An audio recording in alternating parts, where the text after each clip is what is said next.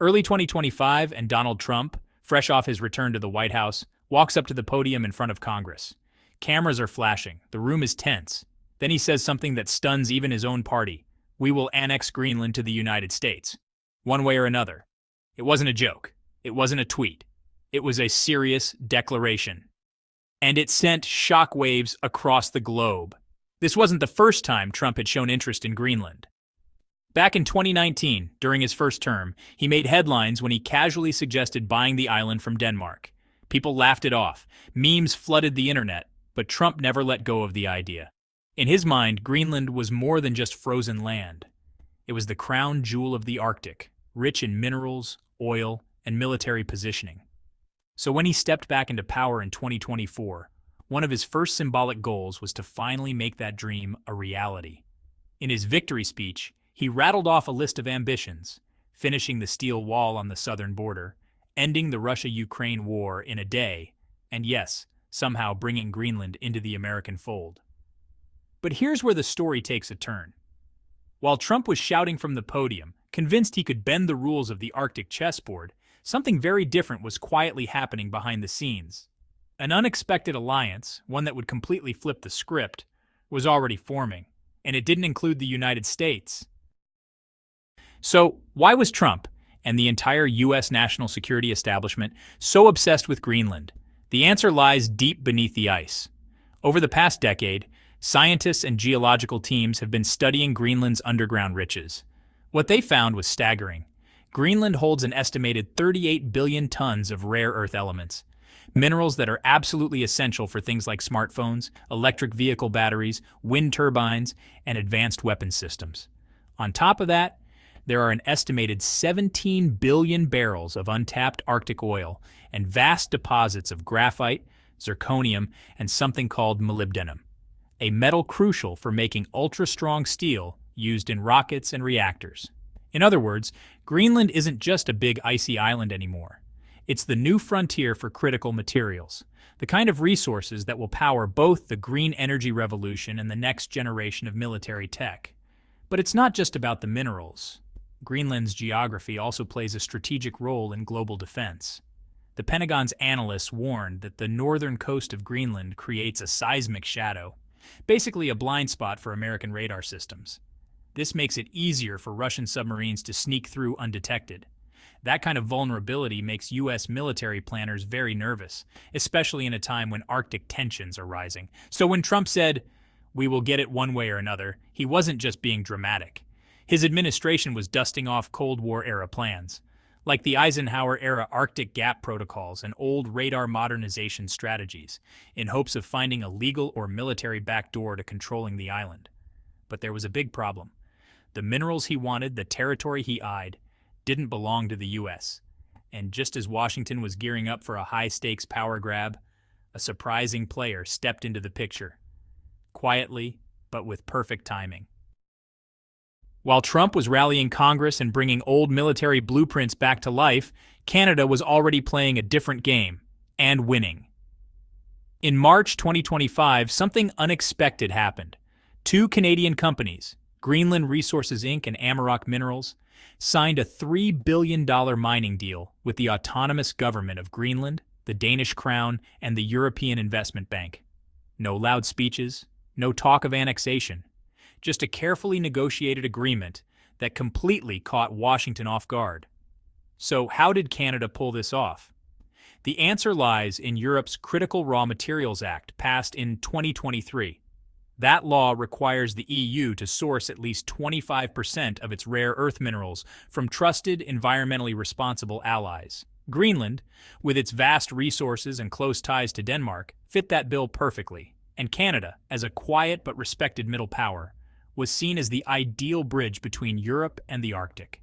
The Canadian government saw an opportunity, not to conquer Greenland, but to partner with it.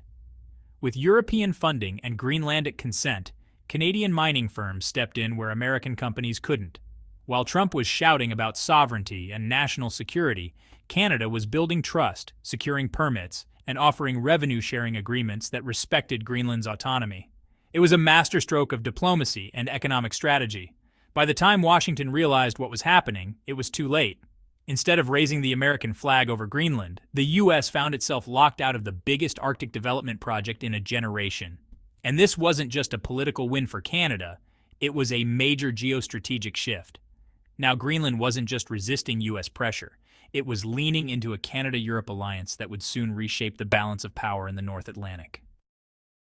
Up until now, Greenland had mostly stayed quiet on the world stage. But in 2025, that changed, fast.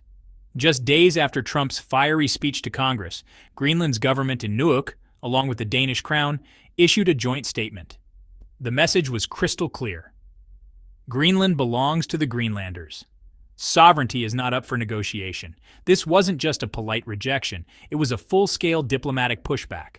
They even went further, warning that any coercive action from a NATO member like the US could damage the very foundation of the alliance. In other words, they were saying, if you force us, you'll be putting NATO itself at risk. That's huge. See, Greenland may still technically be part of the Kingdom of Denmark, but it has autonomous status, its own parliament, and its own long-term vision. And this time, that vision didn't involve being caught in a tug-of-war between Washington and Moscow. Instead, the Greenlandic Parliament, led by a red-green coalition, began passing laws to strengthen its economic independence. One of the biggest was the Infrastructure Phallic Bill, passed in July 2025. It raised the minimum local employment requirement in all mining projects from 50% to 70%. It also demanded that at least 10% of all mining profits go into a sovereign future fund, based on a model used in New Zealand, to protect the next generation.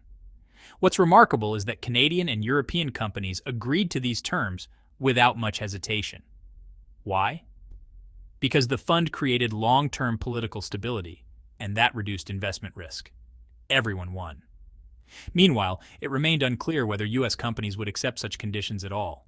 Washington still wanted control, not compromise. So Greenland made a choice. It would not be sold, not be bullied, and not be bypassed. Instead, it would build its future with allies who respected its autonomy, and that meant staying firmly in the Canada-Europe economic orbit. As Greenland leaned closer to Canada and Europe, things got tense, not just between nations, but within NATO itself. Trump's aggressive push to get Greenland one way or another began to fracture the unity of the alliance. Denmark, of course, stood firmly against Washington. Norway backed Copenhagen, while Poland remained awkwardly silent, not wanting to upset its strong defense ties with the Trump administration. Meanwhile, France took action. President Macron ordered French development banks to fund an airport in Greenland, and sent a nuclear-powered submarine, the Suffren, on a monitoring mission to Baffin Bay. The message to Washington was subtle, but clear. Europe was standing guard. Even Canada sent its own diplomatic signal, warning the U.S. that there's a big difference between allied resource extraction and coercive tactics. Ottawa didn't want to turn the Arctic into another geopolitical battleground, especially one that could threaten Canadian Arctic sovereignty, including the long-disputed Northwest Passage. And here's the real twist. Even as the Trump administration pushed for direct control, many American financial institutions were indirectly backing the very mining projects Washington was trying to stop.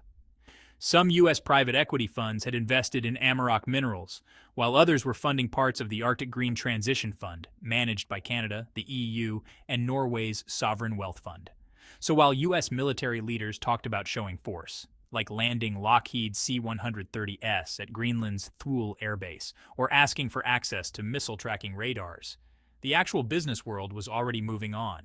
They were placing bets on stability, cooperation, and shared profit. In other words, Trump was trying to play power politics on an Arctic chessboard. But Canada and Europe were already 10 moves ahead, using economic partnerships to reshape the entire game. While Trump was busy playing geopolitical hardball, something serious was starting to unravel back home: America's own industrial supply chain. See, minerals like molybdenum, one of Greenland's key exports, might not sound glamorous, but they're absolutely essential. It's used to make high-strength steel, heat-resistant components, nuclear reactor parts, and even hypersonic missile tips. For years, the U.S. had underestimated the risk of losing access to these materials. Molybdenum was on Washington's list of critical minerals, but with only a medium risk rating. That changed overnight when Canada and Greenland teamed up with Europe. Now, with a large share of Greenland's mining output heading to Europe, the Pentagon went into damage control mode. Major defense contractors like Lockheed Martin and Raytheon issued warnings. If they couldn't secure enough molybdenum for high-speed weapons testing and reactor shielding, they'd have to delay key programs between 2026 and 2030. These are the kinds of delays that ripple through the entire defense sector, from missile development to next-gen aircraft. At the same time, U.S. efforts to build a strong battery manufacturing base under the Inflation Reduction Act started to falter. The law had linked EV tax breaks to domestic battery production, but failed to account for the fact that many of the necessary raw materials, like those in Greenland, were now off the table. And ironically, while Trump was escalating pressure on Greenland, the U.S. Congress itself began to push back against his rhetoric. Senator Lisa Murkowski from Alaska warned that a military confrontation in the Arctic could damage fragile ecosystems, alienate European allies, and even put Canada at odds with the U.S. Democratic senators from Maine and Vermont, argued that this hardline approach was strengthening Canada-EU cooperation and weakening NATO solidarity. In response, the State Department tried to salvage the situation with a development proposal, offering infrastructure funding to Greenland in exchange for U.S. Navy base rights. But the plan failed. Copenhagen and Nuuk rejected it, again. So instead of regaining control, the U.S. found itself isolated, watching as its allies built a new supply chain without it, one that was cleaner, smarter, and far more stable. By mid-2025, it had become clear. Trump's Arctic gamble had completely backfired. Instead of pulling Greenland into the American orbit, his aggressive stance had pushed it firmly into the arms of Canada and Europe. What started as a bold declaration of annexation ended with the U.S. locked out of the most valuable mining projects in the region. And while Washington continued to talk about force, something more powerful was already taking shape: economic integration. Canada, alongside the European Development Bank and the Norwegian Sovereign Wealth Fund, launched a $3.1 billion Arctic Green Transition Fund. Its mission? To finance infrastructure in Greenland, without a single U.S. institution involved in its management. At the same time, Greenland passed its infrastructure phallic bill, raising local hiring quotas and demanding that at least 10% of mining profits go into a future fund, modeled after successful indigenous wealth funds in New Zealand. Canadian and European companies agreed to the terms. U.S. firms didn't. Meanwhile, Amaroq Minerals discovered that its arsenoporite gold deposits also held copper and silver byproducts, metals critical for clean energy transmission, hydrogen turbine components, and next-gen industrial alloys. Europe recognized this immediately, calling it a strategic win for its energy transition. And quietly, a new LNG route began to emerge. Canadian Greenlandic gas headed toward Eurasia, bypassing the uncertain U.S. export system altogether. What once looked like an icy island lost in the Arctic had now become something far more valuable: a hub for multilateral cooperation, a testing ground for sustainable resource development, and a symbol of sovereignty through partnership, not coercion. The United States, once the dominant Arctic player, found itself caught in a trap of its own making, shouting about power while its allies invested in peace. Meanwhile, Canada skillfully played the middle power card, balancing between two global giants. It worked on battery policy at home and secured critical minerals abroad, all while strengthening diplomatic ties with both the EU and Greenland. So what does this mean for the future? The Arctic is no longer just a frozen frontier. It's a slippery chessboard where minerals, energy, international law, and indigenous rights are all in play. And while Washington may still believe that strength means control, the real winners are those who build trust, alliances, and long-term value. Greenland is no longer for sale. It's the Pandora's box of 21st century critical minerals. And the key, it's not in Washington's pocket. It's in Ottawa and Brussels.